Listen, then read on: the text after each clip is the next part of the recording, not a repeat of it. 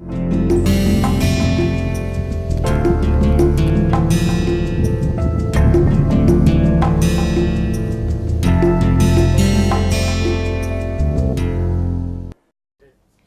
and welcome to our course Marketing Management Part 2. We are in week 2 and this is session 3. We are talking about product life cycle management. I am Shashi Shekhar Mishra and I have with me my senior colleague Professor Jayanta Chatterjee. Hello. We are from Department of Industrial and Management Engineering, IIT Kanpur.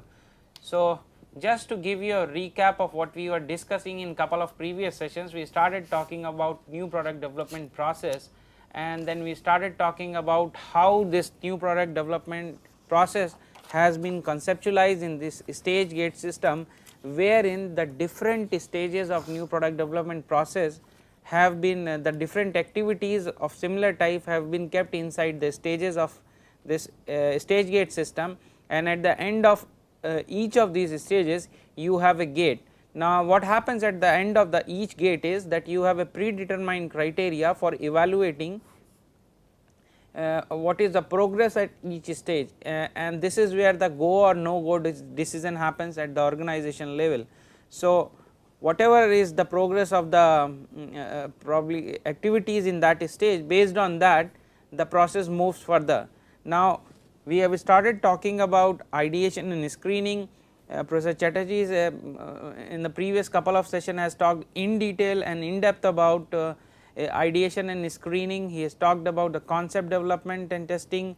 Prototyping concept was also discussed, like so that you can come out or you can think of what is the next big idea, and then he started talking about evaluating those ideas from the customer benefits point of view and the seller benefits point of view.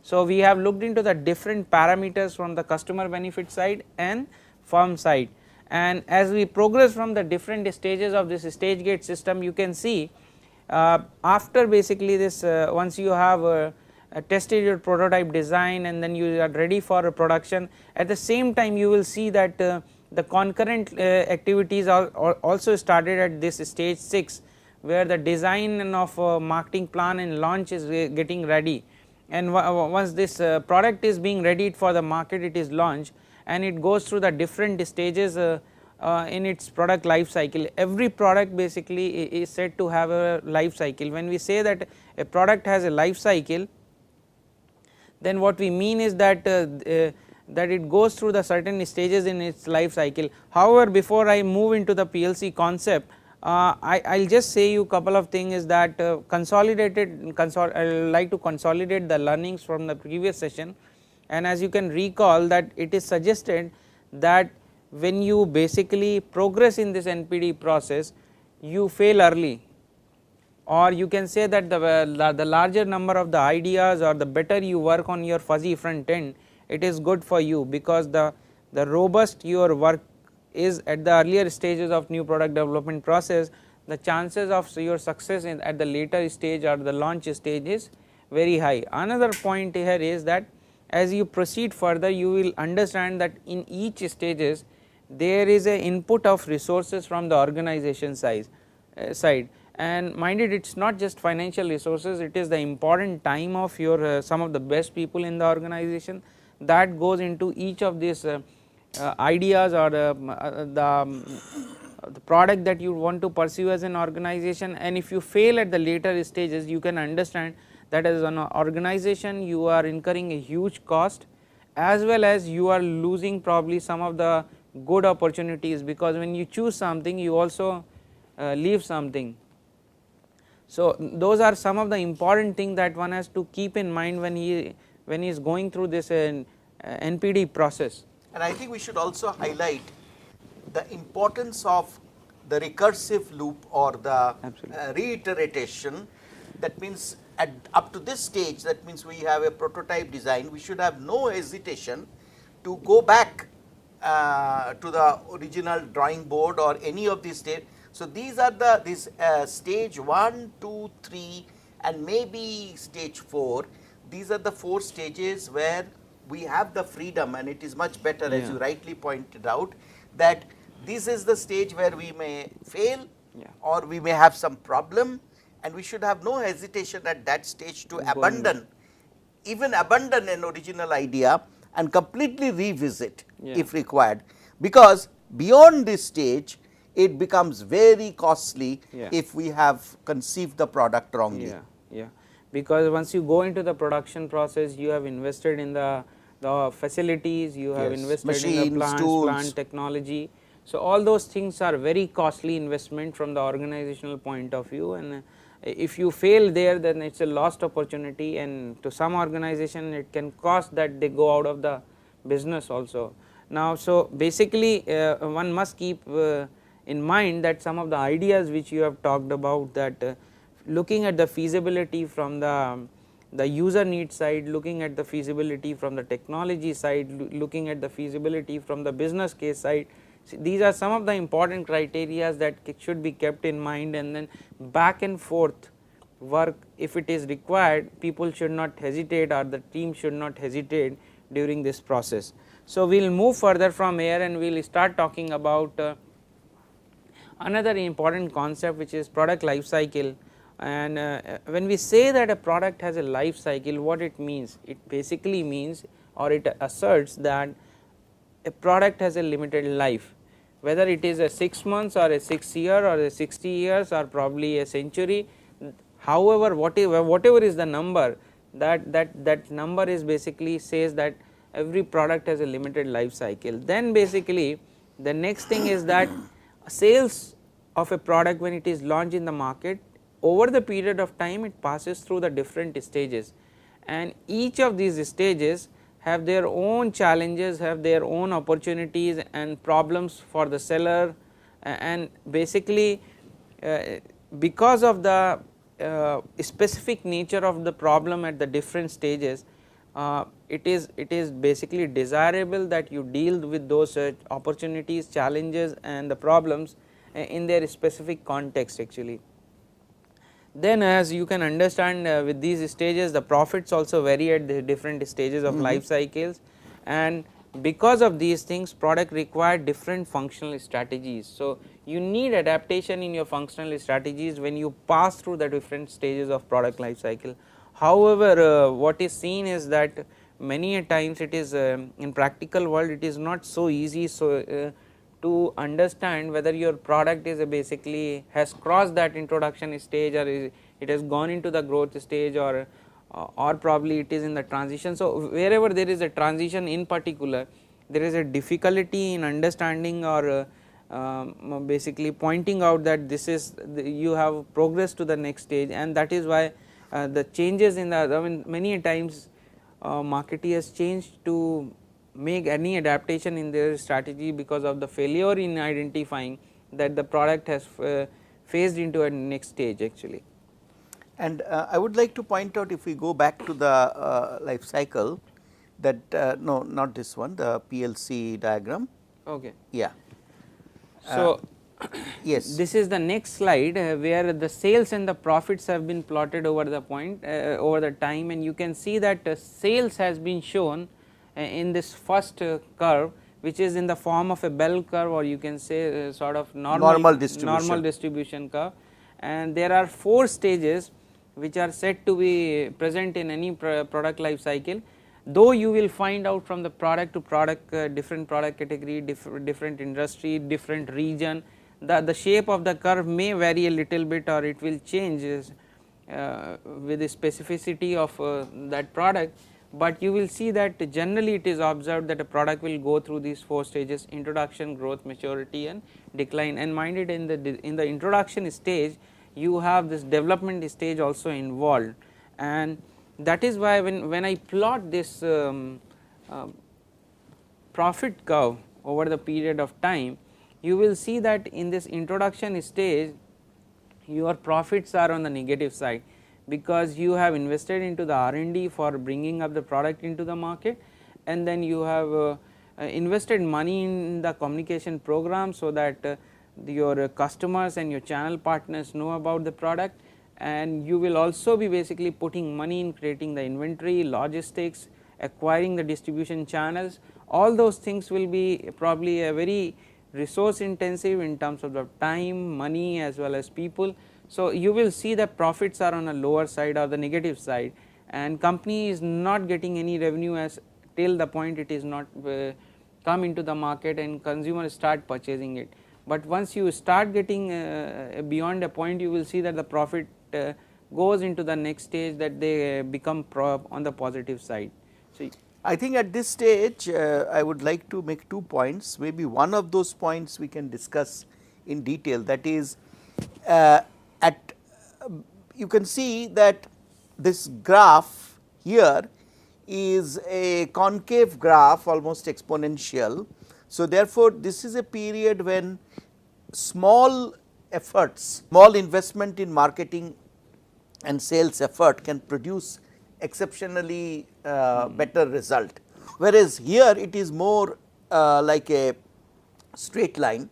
So, here we will have proportional gain with respect to effort, and this is where we get a convex graph. That means we will possibly start getting lesser and lesser result out of more and more effort. But a very interesting point is that in new products, often companies see exceptional growth during this stage and they get overexcited, and they often actually forget that, as Moore has pointed out, that this is the point where many products fail. That means a product which has been accepted by the initial buyers like innovators or early adopters, that product may have features which are not compatible with the early majority, and as a result a gap develops here, and which is called the chasm theory, and the product fails at this particular point. This is an important point to remember. And the second point is that the marketing strategy at each one of these stages will change, because this is the place where maybe no standard has emerged. This is actually fight is on the basis of differentiation here. So, we say that this is the period of product leadership, as that book called Discipline of Market Leaders, they talk about it. And then in the second stage, by that time some standard has emerged, and there are therefore a dominant design has come about. So, here therefore, there is no longer much of an opportunity to distinguish yourself by features. So, this is the period when low cost is a primary strategy. So, operational excellence which leads to low cost. So, here it is product leadership, and here it is operational excellence. Whereas, at this stage where the market has saturated, you may have to discover niche markets at that stage. So, the focus strategy which Michael Porter talked about, or here we can say focus on individual customer or customer intimacy. So, the strategy goes from product leadership to operational excellence to customer focus and this customer intimacy oriented strategy. So, the marketing strategy emphasis will change, or even organizational strategy, as you rightly pointed out, that the functional strategies will evolve as the product evolves. So, we'll talk about all these specific adaptation in the marketing strategy over the different stages in couple of further slides, and in the session that we will continue next. So, when we will talk about product life cycle, however, this concept can be used to analyze a product category, as well as you can see it can be applied for a product form, it can be applied to a product as well as a brand. So, you can see the product category. Another example could be IC engine based automotives, a product form could be 4-wheeler, a product could be a car, probably SUV, or probably a other form of a sedan or something. And then a brand could be a Maruti, you can talk about BMW or Volkswagen or any of the brands. So, you can see that the product life cycle concept can be applied across all these 4. This is also a very good example that you have given, that the category is fabric wash, then comes washing detergent, then comes liquid detergent, and then comes Godrej Easy. So, this inner nature of a particular new product, That means a new product has to be thought of on this canvas. These are the dimensions on which it must be thought about. Yeah. If it creates basically a new product category, supposedly a new product comes out which creates a different way of washing your cloth, then probably or cleaning your cloth. Supposedly you come out with a new technological advancement where clothes are given a different kind of treatment from the light or heat or something, and that sanitizes the clothes. So it opens up basically as a new product category. Absolutely. Yeah. So the NPD, a new product development, if it is at this stage, then the marketing strategy will be very radical, Yes. very new. So whereas here it is just another brand Yeah. within this liquid detergent category. Yeah. So again here the marketing strategy will have to be different. Yes. Now another point I saw that you had fashion and fad. Maybe you can talk about it. These are basically special type of product life cycle things like fashion and fad, like which is a very sharp rise so and sharp depth. Sharp probably increment in the sales, and then suddenly it comes down also. Like summer fashion, it goes out of fashion as soon as summer is over. So there will be a sharp rise, and then there will be a it will disappear when winter comes. Yeah, and with fashion there is a thing like fashion is a sort of cyclical. It will go back in, it will again come. So it is a cyclic in nature. Okay. Now first stage that comes in this product product life cycle is this introduction stage.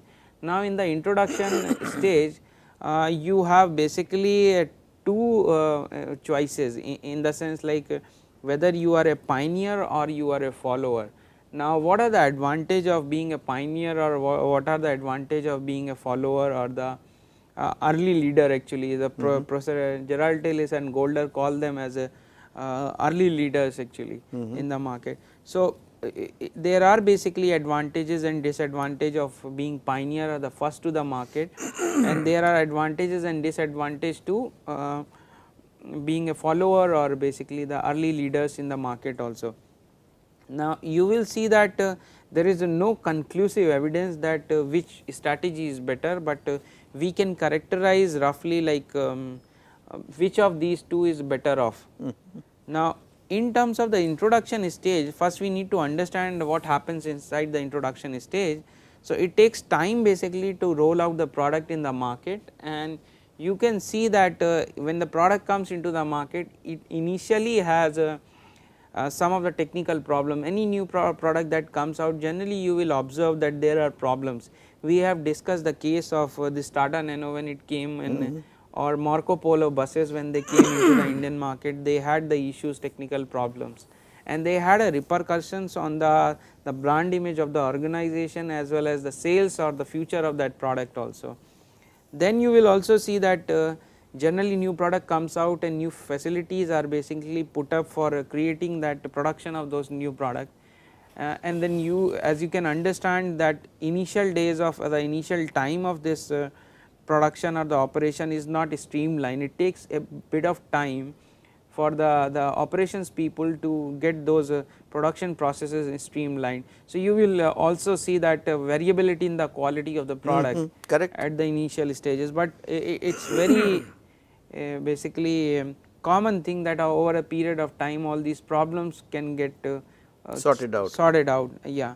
And then the next thing is that fill dealers pipeline is another thing, that if you are launching the product the nationwide or probably to a bigger region, you will take some time to fill the dealers pipeline, and you have to ensure that when you say that your product has been launched and the customer comes to the place to purchase that product, it must be available. It must be available to the customer, otherwise the marketing effort will boomerang. Yeah, it will boomerang, because if the product fails at the trial stage, then it is probably a big disaster for the company. And the last thing that characterizes and which is very important, probably the most important, is gain from the customer acceptance. So customers basically slowly observe or come to notice about the product, and then they try it, and then they accept it, And the very importantly, the later stages, what becomes the most important thing is that they start talking about it, which you have talked about, that one of the important criteria, that whether the customer will talk about that new product idea to the other customers. Exactly, which will cause repeat purchase, repeat purchase as by well, the first purchases as well as and a recommendation based purchase from for others. So that basically helps your product to proceed or to diffuse in the market. So another thing which you will see in this introduction stage is, it is characterized by the low capacity utilization, high unit cost. So what happens is, when we basically come out with a product and we put a facility anywhere for production, we will see that the facilities are put to the maximum possible market potential. So if a basically plant has been put for a capacity of 5,000 ton for a washing detergent, but you will see that as soon as the product comes, the plant will not be running at that its full capacity, and what happens in that case is, your total fixed cost is there, okay, and now this fixed cost has to get divided over the unit cost, since the sales in the initial stages of the, I mean that introduction stages is ramping up. So your unit fixed cost is on a higher side, and because of that your total cost is also on the higher side. And because of this, you will see that overall unit, I mean this stage is characterized by high unit cost. And this is an important point. Later on we can see that in pricing, if we actually fix our pricing based on this higher unit fixed cost, then we may actually artificially inflate the price, and we may actually fail. So it is very important to actually see what will be the longer term steady state volume, and based on that one should actually estimate the this unit fixed cost or overhead allocation, etc. So what you are talking about is, I have kept a little bit of discussion in product life cycle management about skimming versus penetration strategy also, that we will discuss in the next session. Very good. And the last point which is very important in this introduction stage is that you will see that in the introduction stage, company has to, generally it is observed that companies have to spend a lot of money in the promotional strategy, implementation of its promotional strategy, because you have to ensure that the customers notice about your product, and that informing potential consumers requires a lot of effort from the company side, and may require a lot of financial support also in terms of the money that you put in advertising, you put into the different vehicles of the communication strategy. And another thing that could basically ask for the, or probably demand the resources, is that how you induce trials. So sometimes you induce trial by giving the small sachet to free trial sachets to the customer, or probably you create a different way of, or you buy a very chalu brand or a major brand, and then you give your new product as an add-on. Like if you buy the mosquito repellent, then you get a new flavor of soap as an extra, which is actually in a way to promote that new soap brand, to try, by taking the advantage of another product which Godrej has, which is, say for example, All Out. So you kind of leverage a new soap brand with an existing strong brand in your stable, and this will also require resources. Obviously, so that is this product trial, and we have discussed already a little while back this whole issue of trialability and so on, and we will talk about it again. But the most important point here is that to remember that in a new product we need this push pull. That means there has to be pull created through promotion by the product manufacturer, and then only if there is a pull, then only the distribution, the retail outlets will start pushing it. Or if you have to push from your side, you have to give a distributor some extra margin. So if you are securing the shelf space at the distribution level, actually you are buying the shelf space. So that is also additional cost and resource investment. So and an entrepreneurial company their marketing in this case will be little different from a large organization. They may not have enough resources to do this, and today they have the advantage. They can make use of social media. They can create the buzz at a much lower cost than it used to take earlier. Yeah, I think the emergence of the e-commerce has also given a lot of space to these new startups or the entrepreneurial efforts, because they can reach the market at a much lower cost. So this challenge of distribution in India has been slightly, I mean, you can say in some areas it has come down, it is not as it was earlier. So I will stop this session here. When we will meet in the next session, we will talk about some of the strategic choices or some of the things which are present in the in front of the marketeers, and then we will also talk about the later stages or the other stages of product life cycle management. For now, thank you very much. Thank you.